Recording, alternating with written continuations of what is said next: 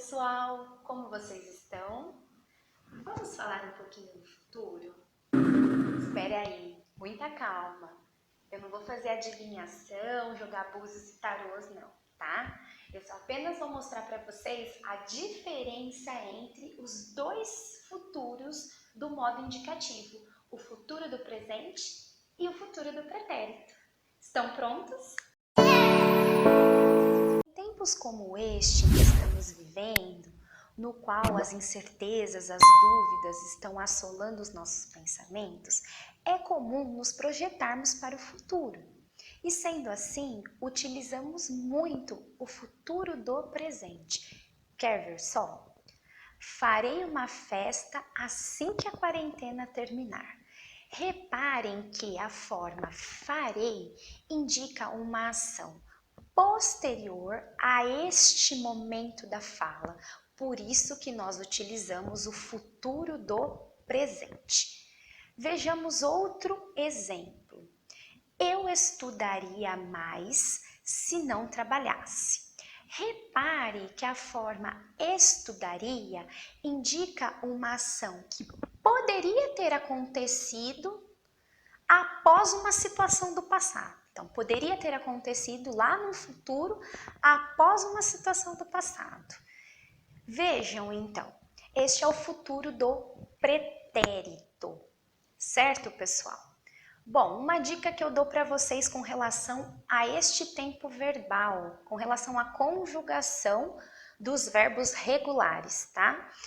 Os verbos terminados em ar fazem o futuro do pretérito em aria, os verbos terminados em em eria, e os verbos terminados em ir, em iria. Então, andaria, comeria, estudaria, jogaria, partiria e assim por diante, certo?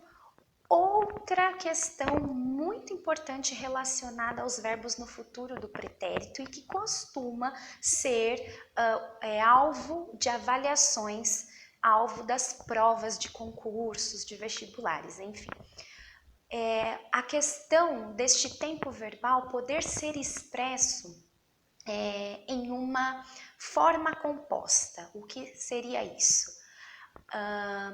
Ao invés de dizermos eu estudaria mais, eu poderia dizer eu teria estudado mais se não trabalhasse.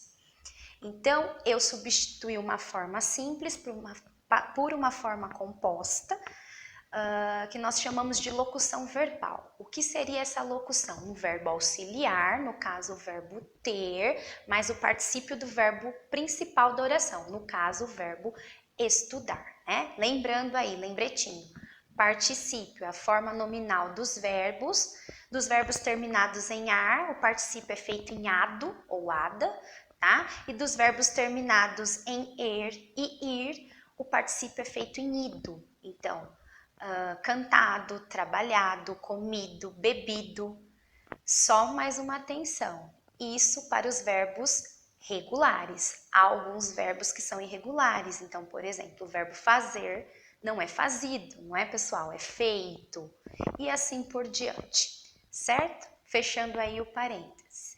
Então é isso, é muito importante que vocês entendam que este tempo do futuro do pretérito, ele pode ser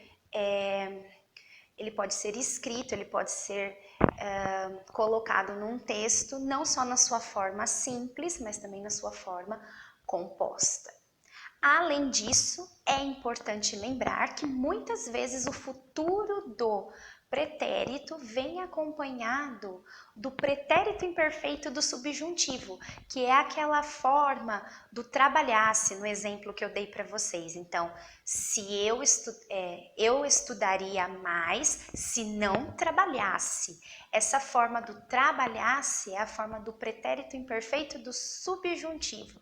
Mas aí é uma outra história, é um capítulo à parte, é um outro vídeo para a gente discutir a respeito. Certo, pessoal? É isso então, eu vou ficando por aqui, até mais.